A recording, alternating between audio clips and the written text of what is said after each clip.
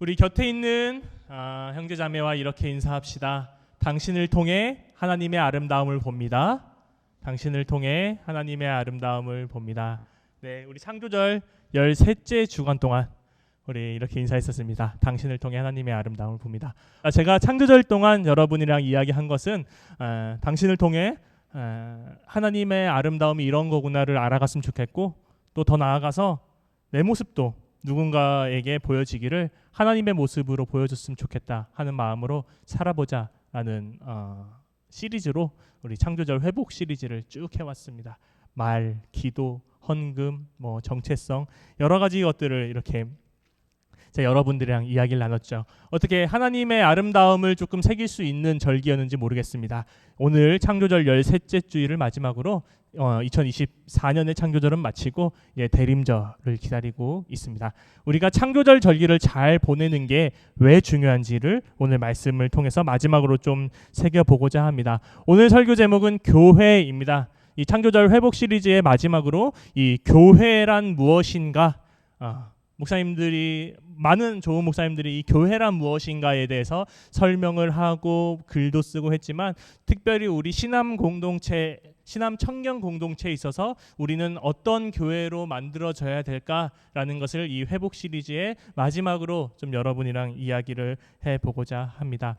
여러분, 우선 오늘 로마서 12장 말씀은, 로마서는 크게 1장부터 11장 그리고 12장부터 마지막까지로 나눌 수 있는데요, 12장부터 로마서의 마지막까지는 뭐랄까요, 바울의 본격적인 권면이란 말은 교회에서 많이 쓰니까 바울의 본격적인 잔소리예요. 너네 이렇게 살아야 된다. 그리스도인으로 하여금 그리스도인들은 이렇게 살아야 된다라고 나오는 게 12장부터 본격적으로 로마서 마지막까지 이야기를 하는 겁니다. 바울이 이 본격적인 잔소리를 그리스도인들에게 하기 전에 어떤 말로 시작하는지를 조금 살펴보고자 하는데요, 이렇게 나와 있습니다. 그러므로 형제들아, 내가 하나님의 모든 자비하심으로 너희를 권하노니 너희 몸을 하나님이 기뻐하시는 거룩한 산 제물로 드리라. 이는 너희가 드릴 영적 예배니라 라는 말씀이 나와 있습니다. 여러분, 모든 권면과 모든 가르침, 모든 참견에 앞서서 바울이 먼저 이렇게 이야기하는 것은 너희의 몸을 하나님이 기뻐하시는 거룩한 산 제물로 드리라. 이게 바울에게 가장 중요한 첫 번째 문장입니다. 모든 말의 첫 번째 문장입니다. 이 말이 어떤 건지 좀 살펴보고자 하는데, 2주 전에 봉헌, 우리 헌금, 오퍼링에 대해서 우리 다시 좀 새겨봤습니다. 봉헌은 우리의 물질을 하나님께 드려서 하나님이 기뻐하는 것이 아니라 정말 우리가 가진 모든 것이 하나님으로부터 왔고, 이 모든 것을 하나님이 사용하시기를 바라는 마음으로, 내가 가진 실력이나 내가 가진 것들이 나를 살게 하는 것이 아니라 하나님만이 나를 살게 하시니 하나님께 나의 삶을 바쳐 드리는 것, 이게 바로 봉헌이라고 이야기했습니다. 봉헌은 제사장을 일하게 한다라는 것을 구약 성경에 나오는 본문들을 통해서 봤습니다. 우리가 봉헌을 바치면 그거를 가지고 제사장들은 하나님께 제사를 드리거나 제사장이 일을 하는데 사용합니다. 우리의 대제사장이신 예수 그리스도가 당신의 삶을 통해서 일할 수 있도록, 예수님의 영향력이 당신을 통해 이 땅에 흘러갈 수 있도록, 예수님이 일할 수 있도록 당신들의 삶을 하나님께 드리는 것, 이것이 우리 봉헌의 중요한 의미다라고 제가 2주 전에 여러분에게 말씀드렸습니다. 근데 오늘 말씀을 보니까 여러분을 하나님이 기뻐하시는 거룩한 산 제물로 드리라, 똑같은 말이 다시 한번 나옵니다.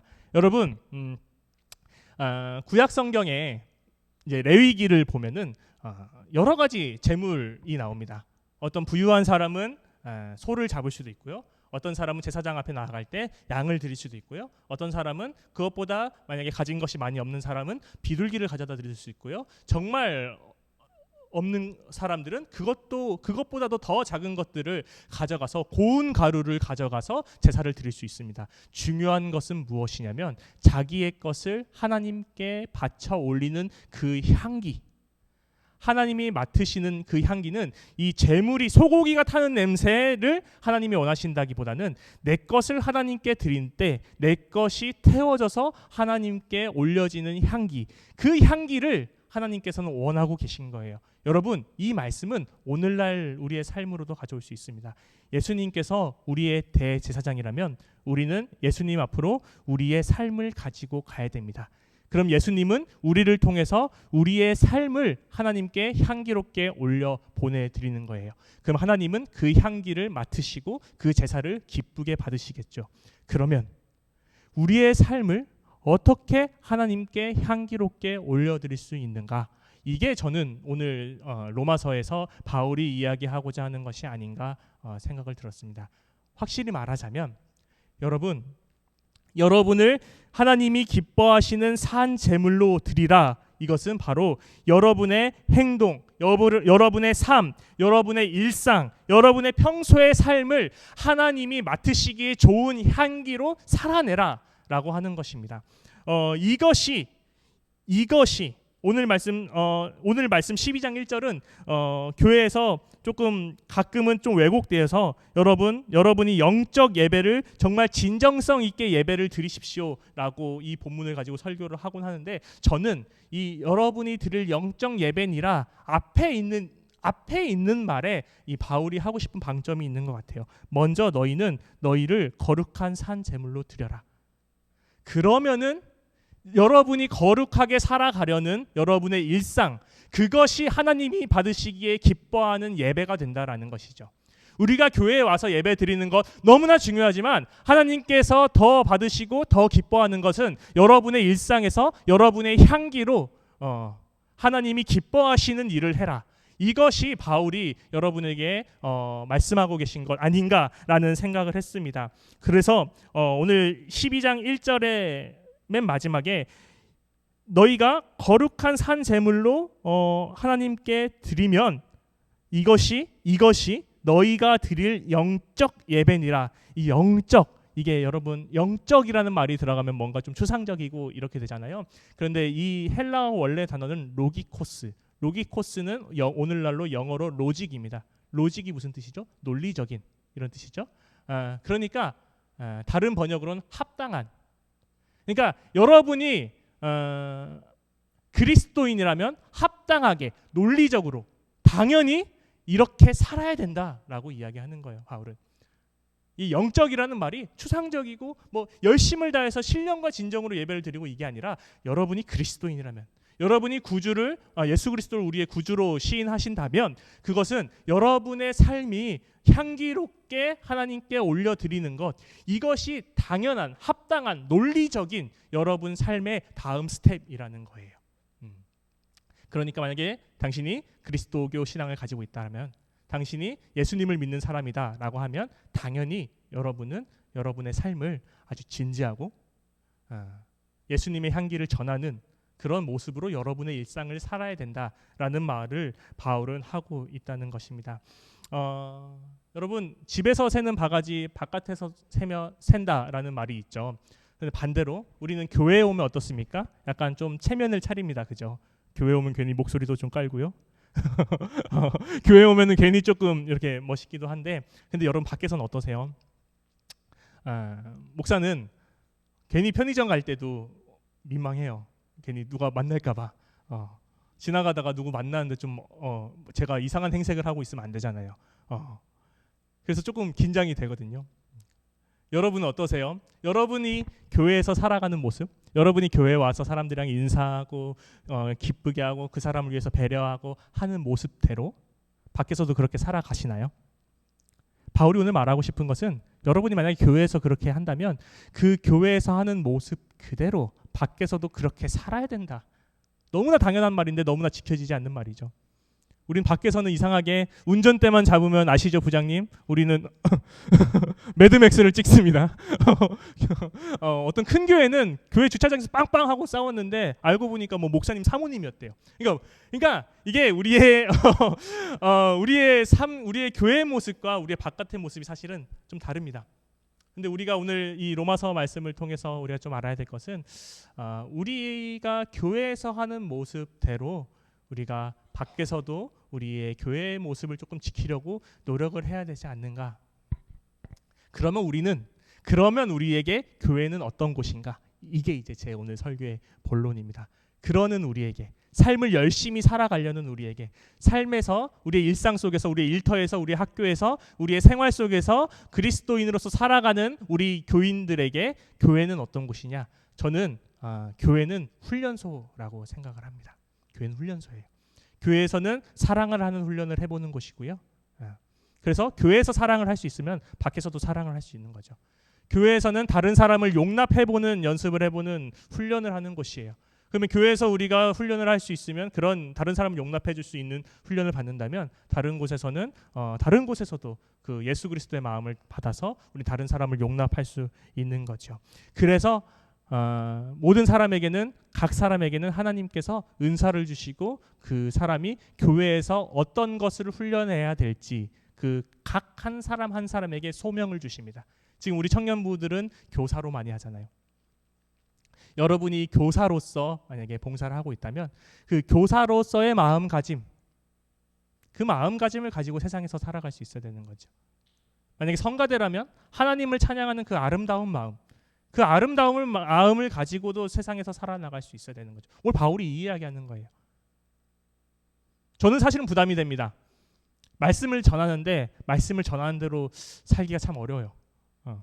두려워하지 말고 전능하신 하나님 믿음으로 금을 던지고 하는데, 저도 정말 일상에서 많은 불안을 가지고 살아가고 있고 여러분이랑 똑같은 고민을 가지고 살아가는데, 그럼에도 불구하고 교회에서 제가 말하는 대로 살아보려고 저는 노력을 하고 있어요. 여러분이 각자 교회에서 어떤 사명을 가지고 있는지 모르지만 일단 그 사명을 충실하게 하십시오. 그래서 두 가지인데요. 첫 번째, 너무 넘치지도 않게, 그리고 너무 모자라지도 않게 봉사하십시오. 너무 넘쳐버려서 이 봉사라는 게 예수 그리스도, 우리의 머리이신 예수 그리스도를 위해서, 예수 그리스도의 사랑을 위해서 하는 봉사인데, 내 분수에 넘치게 너무 봉사를 하다 보면 그 봉사의 주체가 내가 되는 경우가 가끔은 있어요.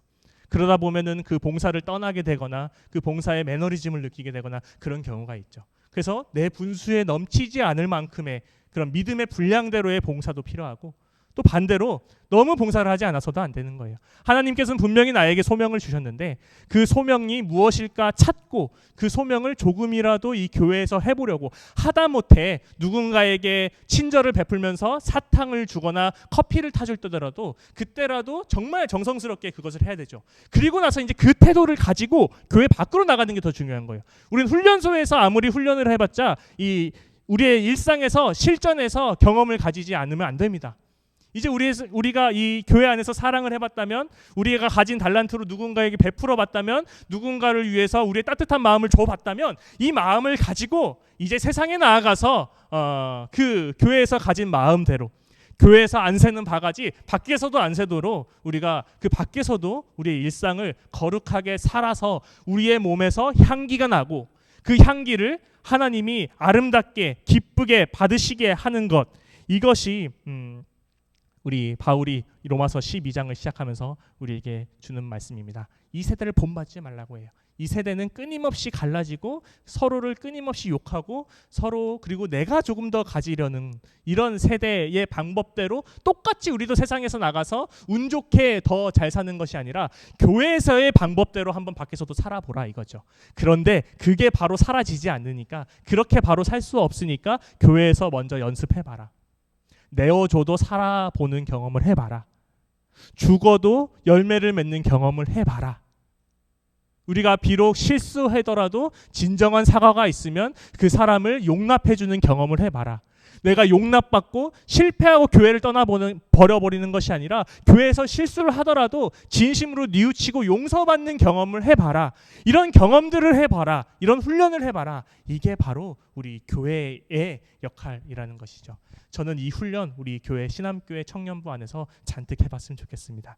밖에서는 아직은 그렇게 살지 못하더라도, 이 교회 안에서, 신암 특히 청년부 안에서 그런 역할을 한번 연습해보고, 저도 말씀한 대로 이 청년부 안에서 한번 살아보고, 이렇게 정말 우리의 삶으로, 우리의 실전으로 나가서 그렇게 하나님이 받으시기 기뻐하시는 그런 향기를 한번 내보내는 것, 저는 그게 우리 신암 청년부의 목표가 되었으면 좋겠다 하는 생각입니다.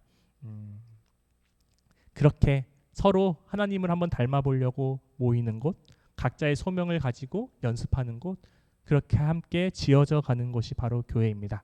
우리 이 교회가 더욱더 견고해지고 이 교회를 조금 더 좋은 훈련소로 만들어서 우리 한번 그 안에서 막 고되고 이럴 때도 있겠지만 즐거움이 많은 이곳에서 우리의 신앙을 더욱더 키워나갈 수 있는 그런 신암 청년부 되기를 간절히 주님의 이름으로 축원합니다.